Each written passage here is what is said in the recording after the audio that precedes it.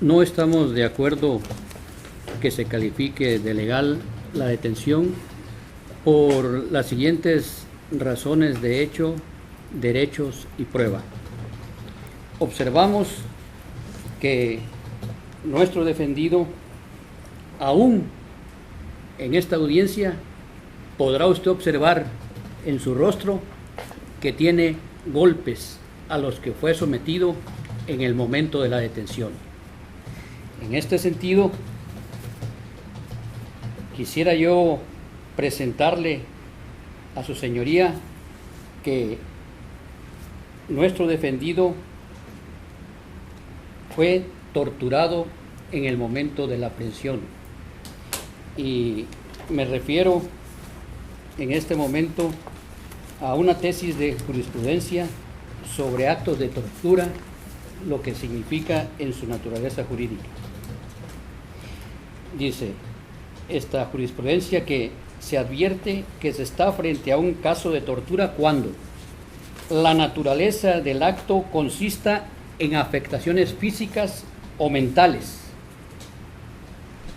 Nosotros vamos a comprobar que tuvieron afectaciones físicas con dos pruebas contundentes presentadas ante el Ministerio Público a las 4:50 de la mañana en el peritaje que realizó el doctor o la doctora Claudia Verónica. No, el doctor Daniel Cruz Medina. Él realiza el primer peritaje en donde en sus conclusiones, esto está ubicado en la página 21 de la carpeta de investigación, y en su dictamen médico, que es el 9485 y 9486, establece que Luis Iván Cabrera Cruz sí presenta huellas de lesiones recientes y visibles. Esto está tipificado en el artículo 175 como lesiones de nuestro Código Penal. Aún así, señor juez, a las 12:50 se le vuelve a practicar otra inspección médica, ahora sí por la doctora Claudia Verónica Trejo Trinidad, y en su oficio 9522/9523, nuevamente en sus conclusiones nos señala que presenta lesiones recientes y visibles en su anatomía. Ahora, estando a más de 50 horas de la detención, usted podrá observar en su rostro y en sus brazos esas lesiones que le fueron practicadas por los elementos de la policía apreensora. Aquí estamos dejando constancia y prueba plena de que nuestro defendido fue sometido a tortura en el acto de su aprehensión. Y esta es una situación muy grave, su señoría. ¿Por qué? Porque la jurisprudencia de la Suprema Corte de Justicia de la Nación nos señala que nuestro sistema normativo y constitucional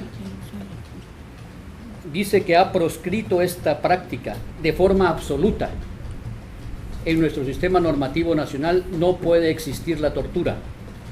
Además, dice, es decir, su prohibición es un derecho humano que no admite excepciones debido a su gravedad y capacidad de reducir la autonomía de la persona y la dignidad humana a grados ignominiosos, y por ende su vigencia no puede alterarse, ni siquiera, su señoría, así dice la jurisprudencia, ni siquiera durante una emergencia que amenace la vida de la nación. Ni siquiera eso está permitido, la tortura a un individuo.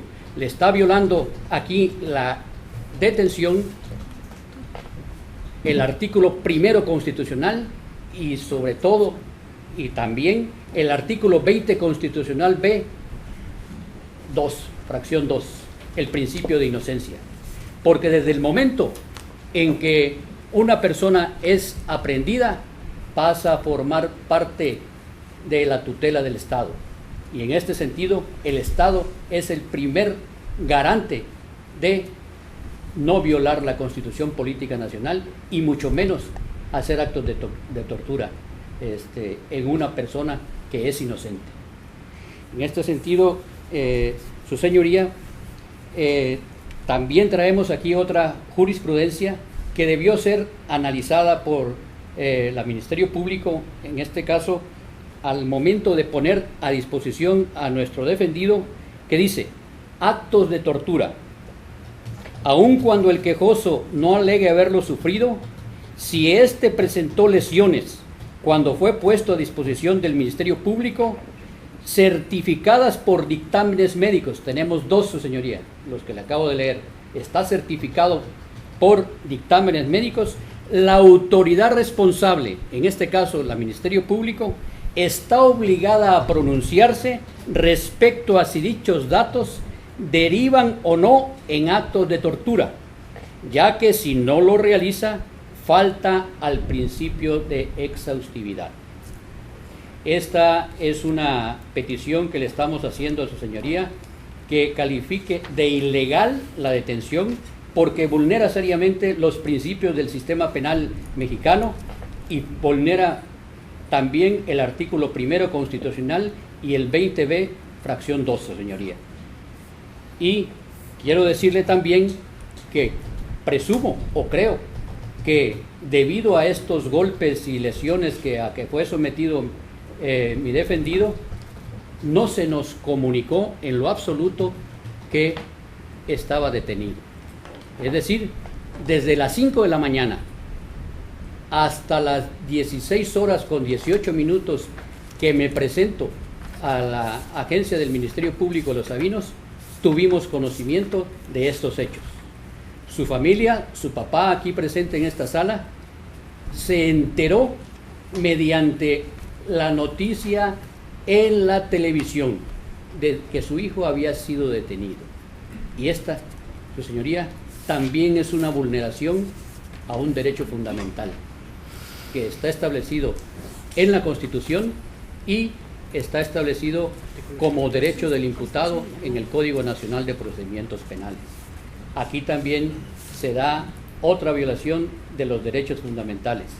Y usted, como garante, como juez de garantía de dos cosas fundamentales en los procesos penales, que son los derechos fundamentales y los derechos procesales, no debe de permitir que aquí, en esta audiencia, se califique de legal la detención, porque estamos viendo certeras violaciones de derechos humanos fundamentales.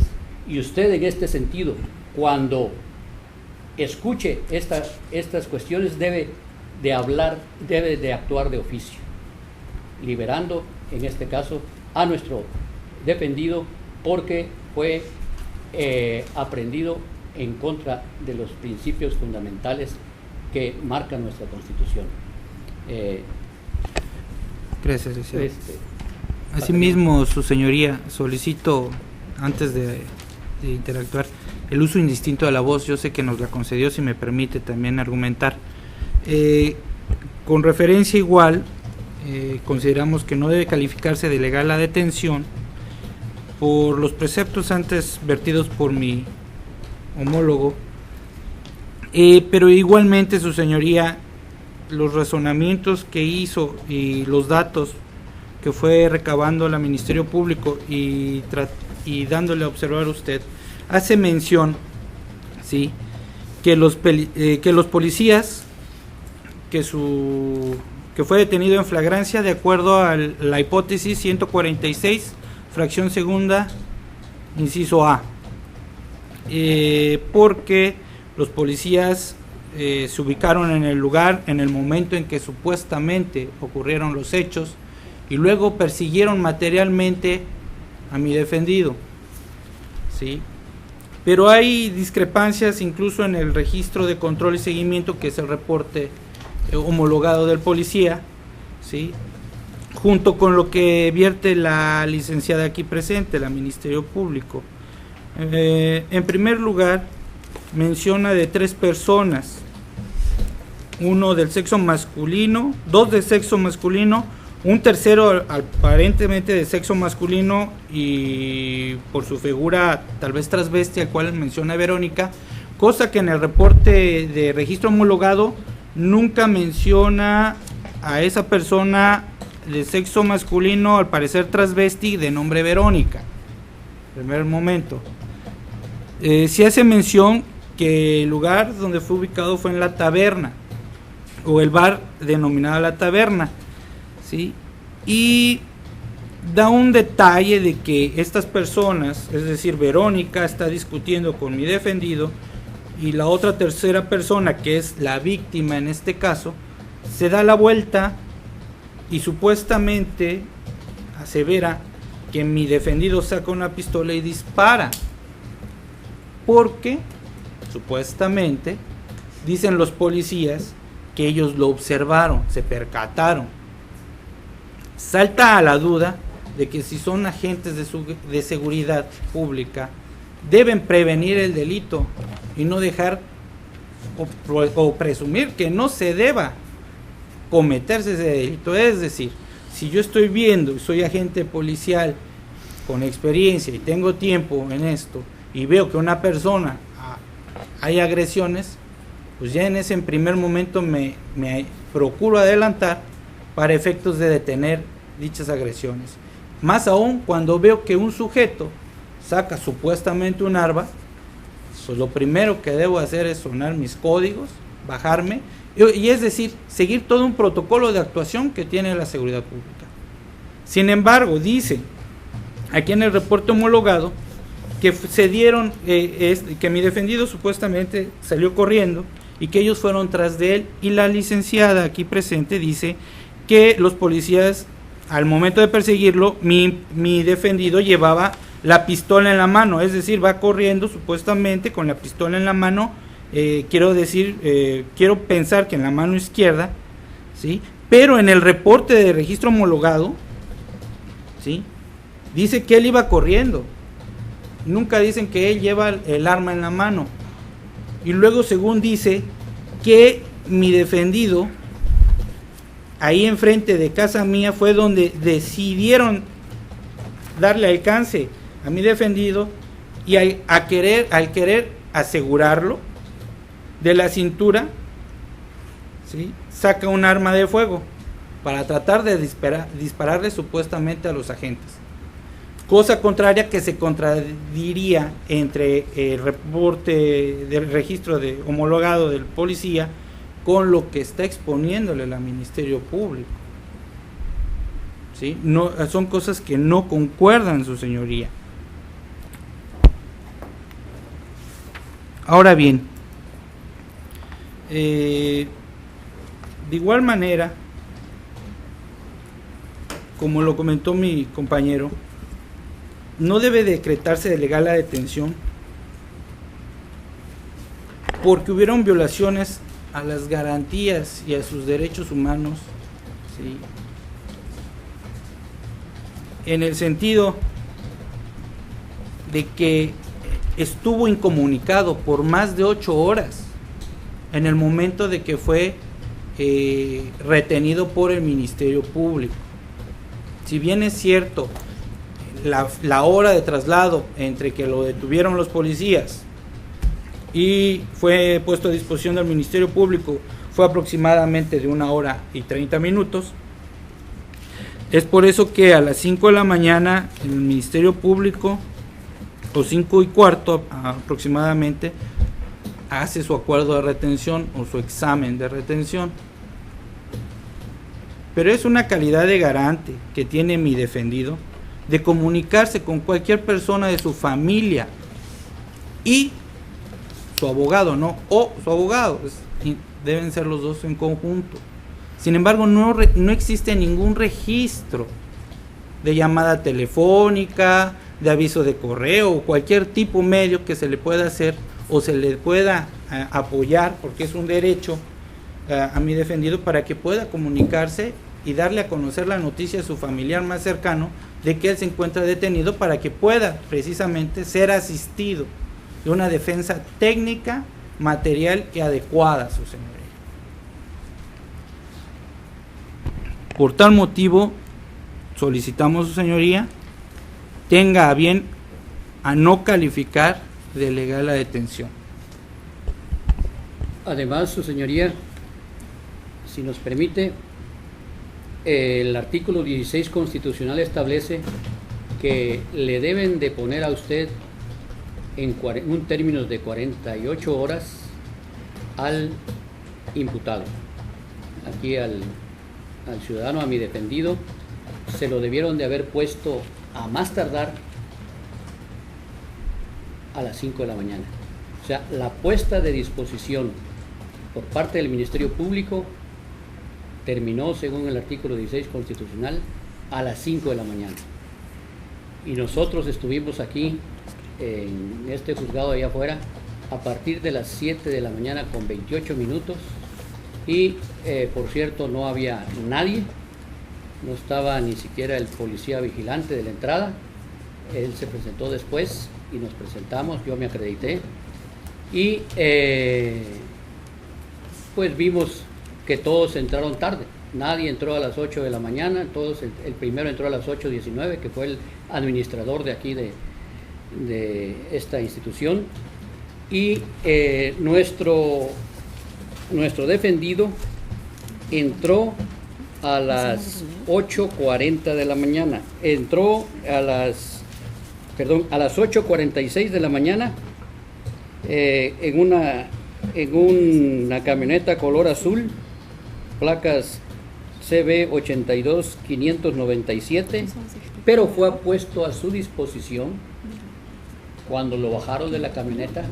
Habían transcurrido ya casi una hora.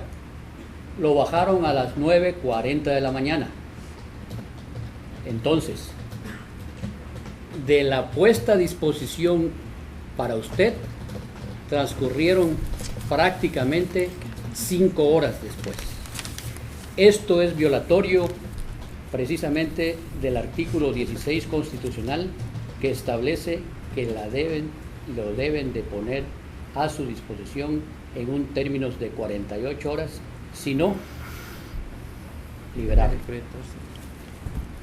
Entonces le hacemos esta exposición, su señoría, porque esta detención, además de ilegal, está también aquí violando derechos procesales fundamentales establecidos en el artículo 14 constitucional y los correspondientes al artículo del Código Nacional de Procedimientos Penales. Por eso, su señoría, nosotros le pedimos de manera atenta y respetuosa, fundados con toda la argumentación jurídica y también de la jurisprudencia que presentamos en esta sala, y sobre todo con las 2 pruebas contundentes de tortura, de lesiones que señalan los doctores antes referidos, en un dictamen de las 4:50 de la mañana y el otro de las 12:50 de la mañana, que hubo tortura en nuestro detenido, y usted misma lo puede apreciar en este momento, que está golpeado. No se le han quitado las señales, teniendo 50 horas ya de haber sido detenido. Por eso, su señoría, por estas razones de hecho, de derecho y de pruebas, le solicitamos que califique de ilegal la detención. Defensa, cuando me dice usted de que hay discrepancia en el informe policial homologado con la exposición del Ministerio Público respecto al informe policial homologado, entiendo en la parte donde dice que es el Ministerio Público quien expone que se encontraba la persona identificada como Verónica y la persona como identificada como Iván discutiendo, y al darse la vuelta el señor Baruch, el señor Iván le dispara. Esa es la exposición del Ministerio Público. Y entiendo que usted dijo que la presencia de Verónica no se refleja en el informe policial homologado en esta exposición que le acabo de decir. Efectivamente, su señoría, no existe.